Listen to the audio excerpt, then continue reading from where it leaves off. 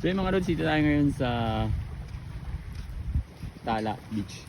So ito yung pinaka front nila mga lods.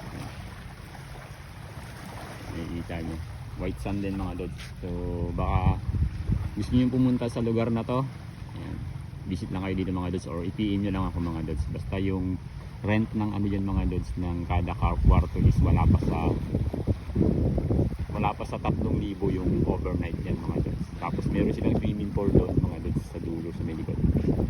Ayan. Tapos meron din mga cottage dito. Siguro yung pinaka, eto namang sa ilalim na ito mga lods ay nagkakahalaga doon ng 6,500. Malaking area kasi ito yung sa ilalim mga lods. Tapos hanggang ano yan, sa 2, 3, 4, 5, 6 na floor yan mga lods. May pinaka rooftop sila doon.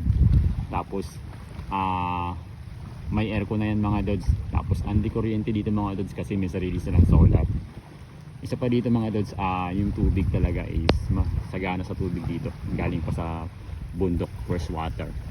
Tingnan natin dito mga lods yung tubig nila mga lods. Hindi talaga ipinapatay to kasi daw kung sasarahan yan is maglilik yung mga tubo.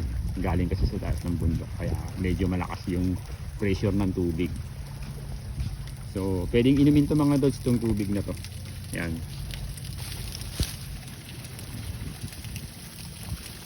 Yan. Galing talaga sa butik, sa bundok to mga dito, taas ng bundok. Walang patayan yan mga dito. Kasi pag sinarahan daw yan mga dito, puputok yung tubo.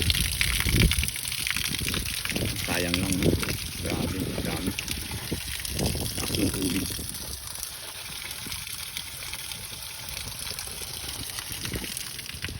So yun lang mga dods, sa mga nais na gustong pumunta dito sa Tala Beach, tiin nyo lang ako mga dods.